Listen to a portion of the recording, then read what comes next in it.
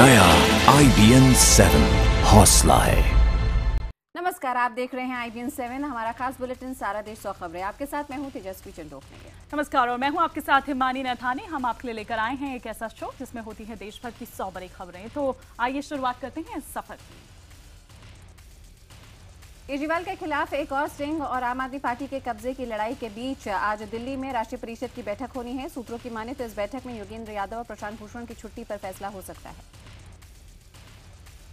राष्ट्रीय परिषद की बैठक में अरविंद केजरीवाल पार्टी के संयोजक रहेंगे या नहीं, इस पर भी फैसला होने की संभावना है।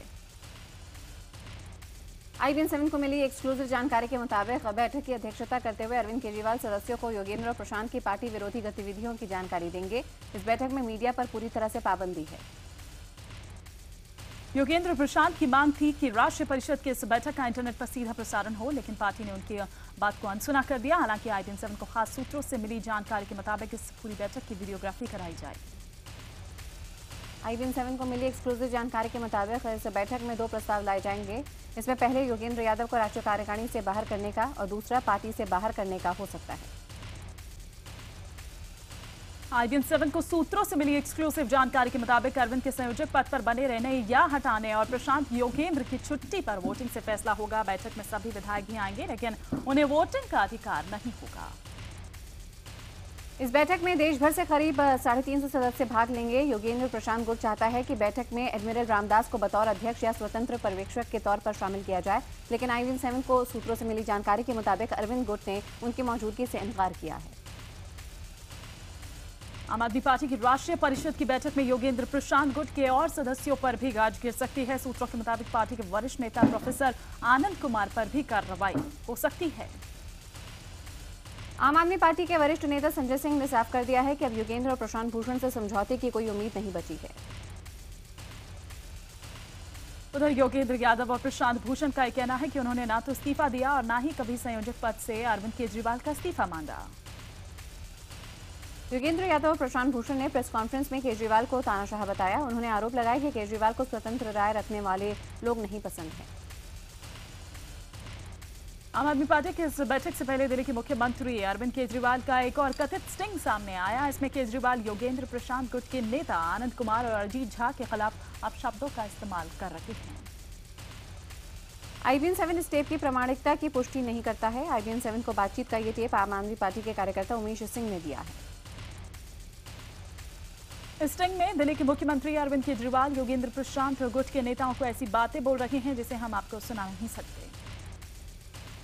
इस स्टिंग में अरविंद केजरीवाल कह रहे हैं कि इन लोगों ने दिल्ली विधानसभा चुनाव में पार्टी को हराने में कोई कोर कसर नहीं छोड़ी है। इस स्टिंग में अरविंद केजरीवाल नई पार्टी बनाने की धमकी भी देते हुए नजर आ रहे हैं। इस ऑडियो टेप को जारी करने वाले आम आदमी पार्टी के कार्यकर्ता उमेश सिंह पार्टी के बाहर के सह प्रभारी हैं। स्टिंग के सामने आने के बाद दिल्ली के उप मुख्यमंत्री मनीष सिसोदिया, गोपाल राय और कुमार विश्वास ने अरविंद के घर पर एक बैठक भी की। स्टिंग में अरविंद के अपशब्दों को लेकर आम आदमी पार्टी बैकफुट पर है। पार्टी का कहना है कि अरविंद 8 महीनों से जो झेल रहे थे वही उनके शब्दों में झलक रहा है। उधर IBN 7 पर पार्टी प्रवक्ता आशुतोष ने माफी मांगी। वहीं आम आदमी पार्टी नेता आशीष खेतान ने कहा कि प्रशांत और योगेंद्र के खिलाफ पिछले 10 महीने से काफी गुस्सा भरा हुआ था। खेतान ने कहा कि ये बातचीत निजी थी और योगेंद्र और प्रशांत के शब्दों को अगर रिकॉर्ड किया जाता तो कहीं मुंह दिखाने के काबिल नहीं रहते। सिंह के सामने आने के बाद प्रशांत भूषण ने केजरीवाल पर हमले तेज कर दिए हैं। उनका कहना है कि केजरीवाल के अंदर जहर भरा पड़ा है। उधर अरविंद के इस टेप पर नर्म रुख अपनाते हुए योगेंद्र यादव ने अरविंद केजरीवाल को अपना छोटा भाई बताया। उन्होंने कहा कि अरविंद के शब्दों से उन्हें कोई इतराज नहीं है और वो उन्हें माफ कर देंगे। सिंह पर अपनी प्रतिक्रिया जताते हुए आम आदमी पार्टी के नेता आनंद कुमार ने साफ कहा है कि इस तरीके के शब्दों को कहीं भी स्वीकारा नहीं जा सकता। अरविंद के स्टिंग पर प्रतिक्रिया देते हुए बीजेपी ने अपशब्दों के प्रयोग को आम आदमी पार्टी की संस्कृति का हिस्सा बताया। तो कांग्रेस का यह कहना है कि दिल्ली की जनता सब देख रही है और वक्त आने पर जवाब देगी। केंद्र सरकार ने राज्यसभा का सत्र खत्म कर दिया है। इसी के साथ ये भी साफ हो गया है कि वो भूमि अधिग्रहण बिल के अध्यादेश को फिर नए सिरे से लागू करेगी। अध्यादेश को दोबारा लागू करने के लिए संसद के कम से कम एक सदन का सत्र अवसान होना जरूरी है और सरकार ने विवादित बिंदुओं पर सहमति बनाने के लिए बदलाव की बात की थी, लेकिन विपक्ष के तेवर तल्ख हैं। भूमि अधिग्रहण बिल पर सोनिया गांधी ने केंद्रीय मंत्री नितिन गडकरी की चिट्ठी का कड़ा जवाब दिया है। सोनिया ने लिखा है कि आपकी सरकार पूरी तरह से किसान विरोधी और गरीब विरोधी है। सोनिया गांधी ने गडकरी के पत्र में लिखी बातों को आधा सच बताते हुए कहा था कि उसमें कोई भी तर्क सम्मत बात नहीं है। आपको बता दें कि उन्हें बिल पर खुली बहस की चुनौती देते हुए चिट्ठी लिखी उन्होंने।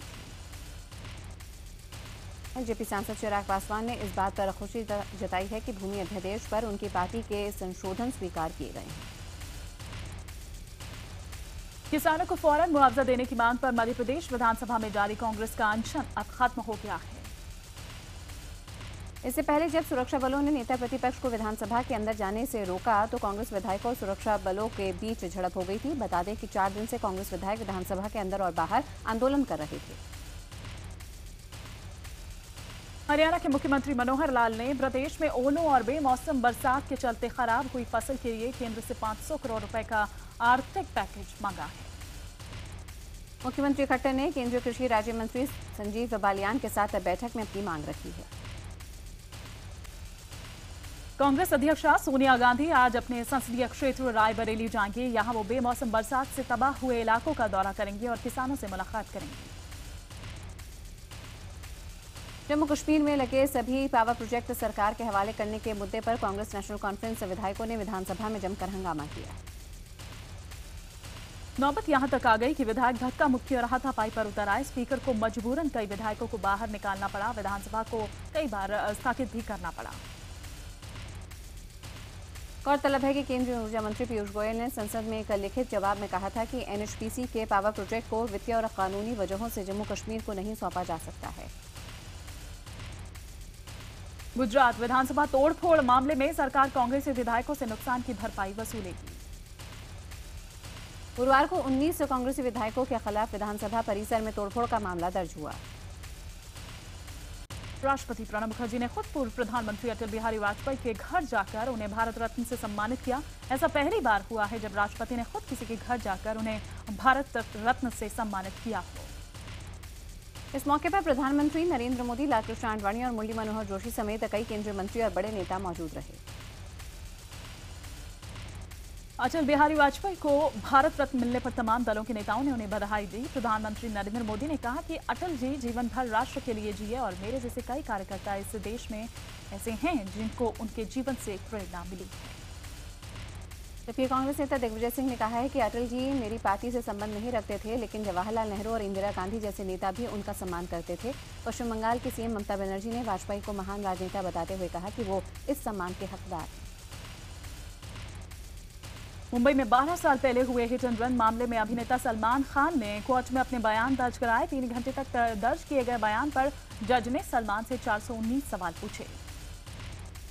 सलमान ने अपने बयान में कहा है कि जिस कार से हादसा हुआ उसे वो खुद नहीं चला रहे थे और ना ही उन्होंने शराब पी हुई थी। आपको बता दें, सलमान पर आरोप है कि साल 2002 में शराब के नशे में गाड़ी चलाते हुए उन्होंने बांद्रा में फुटपाथ पर सो रहे मजदूरों पर कार चला दी थी, जिससे एक मजदूर की मौके पर ही मौत हो गई थी और 4 घायल हुए थे। लखनऊ में अपने घर पर संदिग्ध हालात में मृत पाए गए मध्य प्रदेश के राज्यपाल रामनरेश यादव के बेटे शैलेश यादव की लिखी एक कथित चिट्ठी सामने आई है। ये चिट्ठी शैलेश ने मामले की जांच कर रहे एजेंसी एसटीएफ को 23 मार्च को लिखी थी। 25 मार्च को शैलेश की मौत हो गई थी। आपको बता दें कि शैलेश यादव मध्य प्रदेश के हाई प्रोफाइल व्यापम भर्ती घोटाले में आरोपी हैं। कथित चिट्ठी के मुताबिक समाचार पत्रों की सत्य जानकारी के चलते उन्हें अपमान का सामना करना पड़ा। शैलेश ने लिखा है कि मानसिक प्रताड़ना से उनकी सेहत खराब हो गई है और उनका इलाज चल रहा है। हालांकि खुद ये खत सवालों के घेरे में है क्योंकि पत्र टाइप किया गया है और उस पर शैलेश के दस्तखत भी नहीं है। वहीं सूत्रों के मुताबिक एसटीएफ ने किसी भी खत से मिलने से इनकार किया है। गुजरात हाई कोर्ट ने अहम फैसलों में कहा है कि लिव इन रिलेशनशिप के दौरान शारीरिक संबंध बलात्कार नहीं माने जाएंगे। एक मामले की सुनवाई में कोर्ट ने आरोपी के खिलाफ दर्ज एफआईआर रद्द कराने के आदेश दिए। आरोपी की शादी के एक दिन पहले ही उसके साथ लिव इन रिलेशन में रह रही प्रेमिका ने बलात्कार की शिकायत दर्ज कराई थी। राजधानी दिल्ली में वेतन ना मिलने से भड़के एमसीडी कर्मचारियों ने जमकर हंगामा किया। पूर्वी दिल्ली के कई इलाकों में 2 महीने से वेतन ना मिलने से नाराज एमसीडी कर्मचारियों ने जगह जगह जाम किया। इधर नाराज कर्मचारियों ने कॉलोनी का कूड़ा सड़क पर लाकर डाल दिया। आपको बता दें कि आर्थिक हालात खराब होने के चलते तीनों मेयरों ने मुख्यमंत्री केजरीवाल से मदद की मांग की थी, लेकिन केजरीवाल ने मांग को खारिज करते हुए केंद्र से मदद मांगने की बात कही। दिल्ली सरकार ने चबाए जाने वाले तंबाकू पदार्थों की किसी भी रूप में बेचने, बनाने और ट्रांसपोर्टेशन पर रोक लगा दी है। तंबाकू की बिक्री करने वाले के खिलाफ कड़ी कार्रवाई होगी और जुर्माना भी वसूला जाएगा। सोमवार से यह आदेश दिल्ली में सब जगह लागू हो जाएगा। केंद्र सरकार आज अधिकारियों की जिंदगी से तनाव खत्म करने के लिए स्ट्रेस मैनेजमेंट प्रोग्राम चलाएगी। 2 दिन के इस प्रोग्राम में पर्सनल एंड ट्रेनिंग विभाग और कैबिनेट सेक्रेटरीट में काम करने वाले अधिकारी हिस्सा लेंगे। इलाहाबाद के पास साकेत एक्सप्रेस के 2 डिब्बों में आग से अफरा तफरी मच गई। हालांकि राहत की बात यह रही कि इसमें कोई भी हताहत नहीं हुआ। घटना के बाद आग पर काबू पा लिया गया और दोनों डिब्बों को अलग करके ट्रेन मुंबई के लिए रवाना कर दी गई। छत्तीसगढ़ के बिलासपुर में गर्मी शुरू होते ही इन दिनों प्रवासी पक्षी बड़ी संख्या में पहुंच रहे हैं। यूरोप से आए ये पक्षी बेलमुंडी के तालाबों के ऊपर रोमांच से भरे करतब दिखा रहे हैं। बर्फबारी के चलते पिछले 3 महीने से बंद हिमाचल प्रदेश का रोहतांग दर्रा पैदल यात्रियों के लिए खोल दिया गया है। लोगों से अपील की गई है कि मौसम साफ होने पर ही दर्रा पार करें। आपको बता दें कि रोहतांग दर्रे में इस समय कई फुट बर्फ जमी हुई है, लेकिन मौसम साफ होने पर इसे पैदल पार किया जा सकता है। बैंक खाताधारकों के लिए एक अहम खबर। 28 मार्च से 5 अप्रैल तक बैंक बंद रह सकते हैं, जिससे चेक की क्लियरेंस, आयात निर्यात के लिए क्रेडिट लेटर और वेतन भुगतान में रुकावट आ सकती है। हालांकि छुट्टी के दौरान एटीएम सुविधा में परेशानी नहीं आएगी। सूत्रों से मिली जानकारी के मुताबिक 28 को रामनवमी, 29 को रविवार के चलते बंद रहेगा। 30 को बैंक खुलेगा, लेकिन 31 को वित्त वर्ष का आखिरी दिन होगा। और वहीं 1 अप्रैल को सालाना क्लोजिंग, 2 को महावीर जयंती, 3 अप्रैल को गुड फ्राइडे के चलते बैंक बंद रहेंगे। 4 अप्रैल को महीने का पहला शनिवार होने के चलते आधा दिन ही बैंक खुलेगा। वहीं 5 को रविवार होने के चलते छुट्टी रहेगी। श्रीहरिकोटा सतीश धवन केंद्र से IRNSS ID सैटेलाइट आज एक बार फिर लॉन्च करने की तैयारी है। इसे लेकर इसरो ने सारे इंतजाम पूरे किए। आपको बता दें कि इसी महीने की शुरुआत में कुछ खामियों के चलते सैटेलाइट लॉन्च को टाल दिया गया था। IRNSS 1D देश का चौथा लॉन्च होने वाला नेविगेशन सैटेलाइट है। बीजेपी के घर वापसी कार्यक्रम के खिलाफ मुस्लिम बुद्धिजीवियों के बड़े संगठन जमीयत उलेमा ए हिंद की ओर से आज से अभियान चलाया जाएगा। जमीयत उलेमा ए हिंद लखनऊ से अब अभियान की शुरुआत करेगा, जो कि अगले महीने दिल्ली के रामलीला मैदान में खत्म होगी।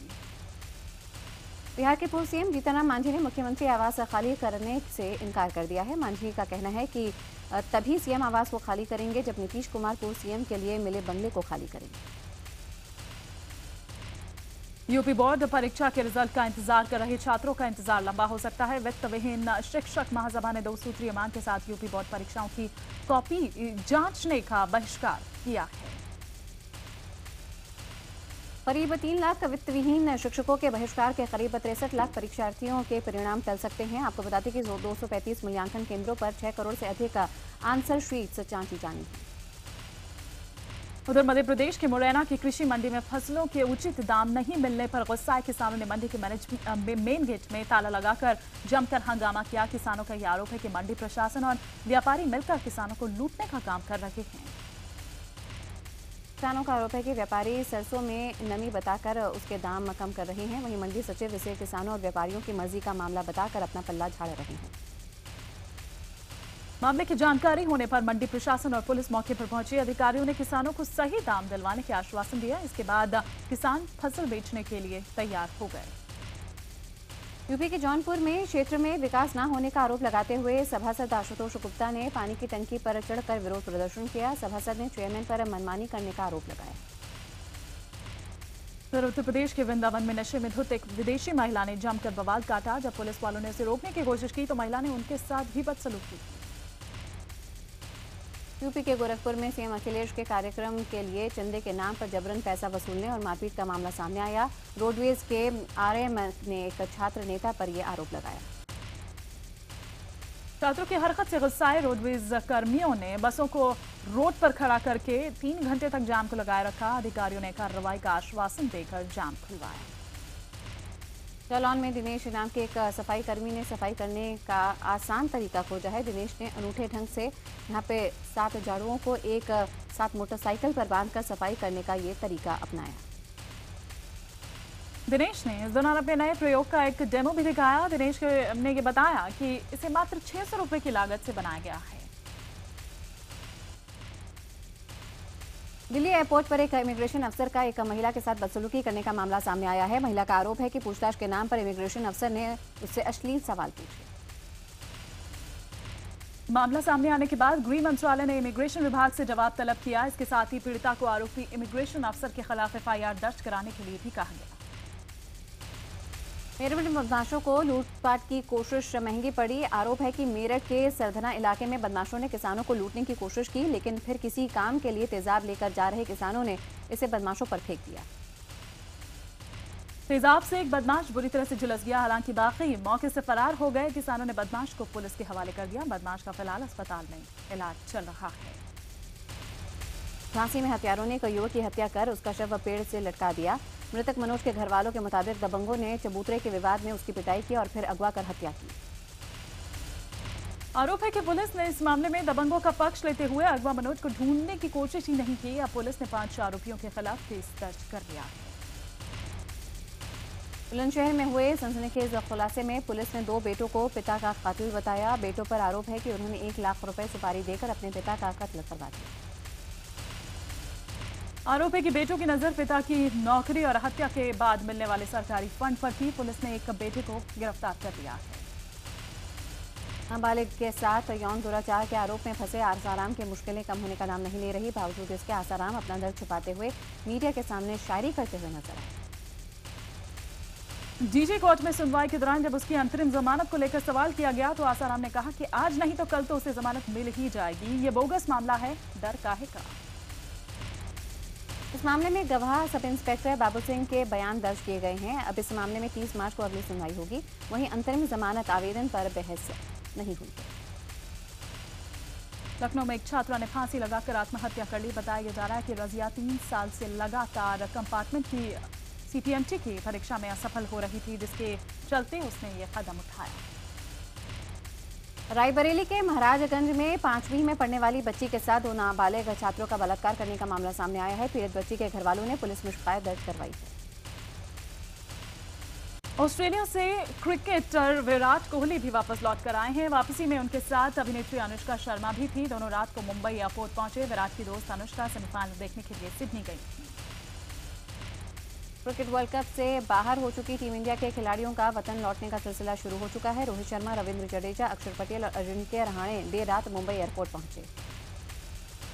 टीम इंडिया के खिलाड़ी पिछले 4 महीने से लगातार देश से बाहर थे। पहले ऑस्ट्रेलिया के खिलाफ टेस्ट सीरीज, फिर वनडे सीरीज और बाद में वर्ल्ड कप। आज दिल्ली के सिटी होटल में पहला हॉकी इंडिया अवार्ड दिया जाएगा। खिलाड़ियों, पूर्व खिलाड़ियों और कोच को सम्मानित किया जाएगा और करीब 2 करोड़ 60 लाख रुपए की राशि भी इनाम में दी जाएगी। शाहिद कपूर ने मीडिया को बताया है कि वो दिसंबर में शादी कर रहे हैं। शाहिद ने कहा कि उनकी सगाई अभी नहीं हुई है, लेकिन जल्द ही वो सगाई भी कर लेंगे।